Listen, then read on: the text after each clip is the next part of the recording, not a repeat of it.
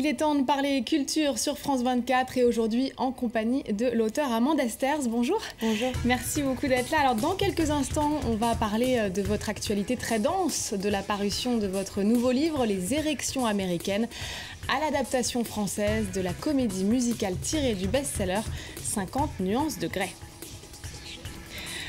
À suivre également dans cette émission, l'insaisissable Félix Vallotton, le peintre, est à l'honneur au Grand Palais à Paris.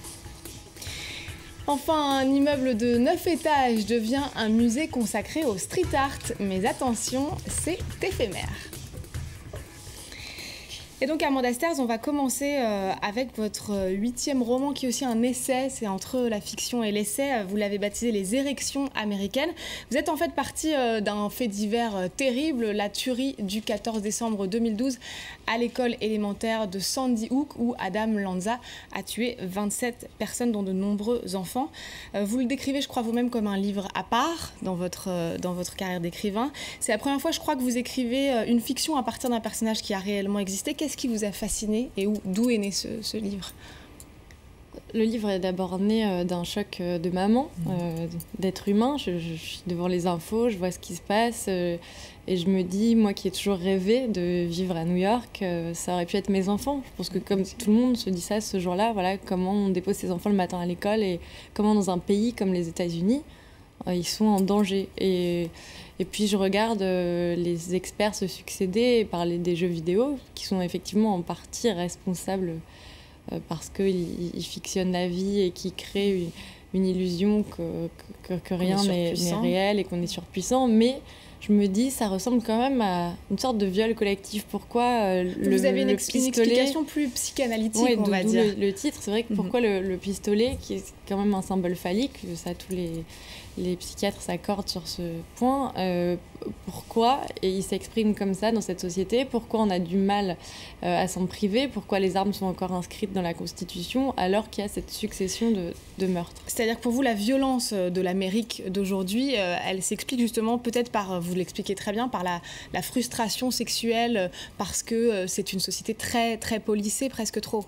Peut-être pas la violence globale, mais la violence dans ces cas, des tueurs de masse qui tuent sans revendication apparente. Et c'est vrai qu'ils ont tous ce profil, une mère abusive, castratrice, pas de relation amoureuse, des âges charnières, la sortie de l'adolescence et la crise de la quarantaine.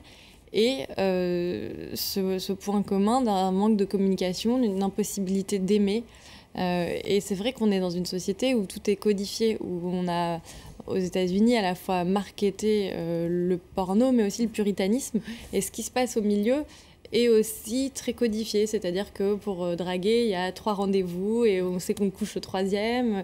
Il y a des façons de faire. Les femmes qui sont au départ protégées à bon escient, et c'est intelligent, sont tellement protégées qu'on a peur de frôler une femme et de se retrouver devant un tribunal pour harcèlement. Voilà. Ouais. Et donc, c'est vrai qu'il y a de plus en plus une sorte de léthargie amoureuse, de fin on va dire de deuil de l'ambiguïté et de tout ce qui fait l'amour, sa force, son étrangeté et donc notre humanité. Alors vous êtes allé sur place et vous entrecoupez le côté plus essai de ce roman par vous plongez un peu dans l'intime, vous imaginez l'adolescence de ce Adam.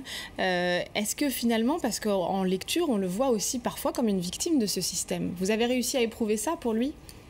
J'ai pas voulu écrire à la première personne les passages le concernant parce que je voulais pas l'excuser, mais forcément quand on est auteur, on a de l'empathie. Et je pense que c'est pire qu'un suicide, c'est-à-dire qu'aller tuer des enfants, c'est avoir une haine de soi, un dégoût tellement profond et un tel mal-être que je voulais comprendre comment ça pouvait naître. Et effectivement, c'est plus ça qui m'intéressait que de montrer les enfants. Tout ce qui concerne l'après était trop violent à écrire et ne m'intéressait pas. Mais je voulais comprendre comment ce type-là était le symptôme d'un pays qui va mal dans son ensemble. Alors on en a parlé un petit peu, toute cette codification de la sexualité, de la pornographie. Vous parlez justement, je crois que c'est page 58, vous évoquez ce best-seller qui est 50 Shades of Grey, les 50 nuances de Grey. Vous dites que c'est un produit, c'est transformer le sexe en un produit d'appel, l'uniformiser, le désincarner. Vous avez en même temps adapté la comédie musicale qui a été tirée de ce best-seller. C'était justement une façon encore plus de décrypter ce phénomène que vous trouvez... La comédie musicale qui est une parodie de ce best-seller à Broadway. Et donc, ce qui m'amusait, c'était justement de démonter les systèmes qui font qu'on marche à ce livre. Moi, la première, je fonctionne. Quand on ouvre le livre, on a du mal à fermer, comme une mauvaise série télé, mais quand même. Et ce qui est assez intéressant, c'est de se rendre compte que justement, ce qui fait rêver, c'est pas ce qu'on a vendu au départ. C'est pas parce qu'il y a justement du sexe ou un tout petit peu de porno, mais en réalité c'est pas ça, c'est juste un roman harlequin, c'est un roman à l'eau de rose de plus, et c'est une histoire d'amour ficelée sous un enrobage en cuir, on va dire, mais en réalité c'est de l'amour, c'est de ça dont il s'agit, et comment on y croit encore dans notre société, comment on y croit malgré tout, comment on y croit avec le sexe autour qui est devenu là pour le coup un produit d'appel mais qui n'est pas la raison du succès. Et les Américains ont tellement bien... Et c'est ce qui est intéressant, c'est que c'est une société schizophrène, c'est une société qui s'autocritique et c'est une société qui encourage l'individualisme. Donc parfois l'extrême solitude est ce qui se passe, mais aussi la force des artistes d'exister. Et donc voilà, c'est une société qui arrive à se moquer. Alors on va tout de suite regarder un extrait donc, de ce que ça donne sur scène 50 et des nuances. Avec ce livre, vous allez vous sentir belle, vous allez vous sentir chienne. J'ai passé ma vie dans le plus grand ennui, je n'ai plus aucune envie quand je me couche dans mon lit.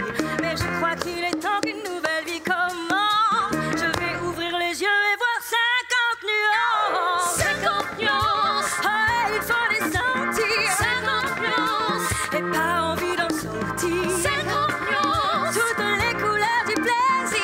50 nuances, oh, oh, oh. Voilà, 50 et des nuances qui est donc à voir au Palace à Paris. Il y a aussi votre texte Mûr qui est adapté au théâtre. Ça, c'est au Petit Théâtre de Paris. Comment vous faites pour être... qui est une pièce de théâtre dès le départ, et que j'ai écrite pour Rufus et Nicole Calfan, mise en scène par Anne Bourgeois. Et là, c'est une vraie comédie romantique. Là, j'assume qu'on y va, on sort avec le sourire. C'est une vraie jolie histoire d'amour. Et comment je fais pour faire tout ça? Écoutez, parfois tout arrive en même temps, puisque cette pièce, elle a été créée il y a 2 ans dans un festival de théâtre de femmes, et je suis ravie qu'elle existe. Voilà, et vous avez beaucoup de beaux projets, autant en profiter. Vous restez encore un peu avec nous, Amanda Stairs, on garde un peu de votre temps. On va évoquer à présent un artiste intrigant et assez méconnu. Le Grand Palais consacre une rétrospective à Félix Vallotton, peintre d'origine suisse du 19e siècle, trésor de composition. Ces tableaux dégagent beaucoup de sensualité et une certaine étrangeté. Star de l'exposition. Un enfant absorbé par le jeu court après son ballon. Mais la scène n'est pas si simple. Une inquiétante étrangeté se dégage du tableau. Fin du 19e siècle, début de la photographie, Vallotton utilise un appareil photo pour brouiller les perspectives. La composition a été faite à partir de ces 2 photographies, prises de points de vue différents, que Vallotton va rabouter d'une manière complètement artificielle, en distordant l'espace et en représentant des personnages à des échelles très différentes. Ces 2 points de vue vont se retrouver réunis par la magie du pinceau de Vallotton dans un tourbillon de verdure et d'ombre.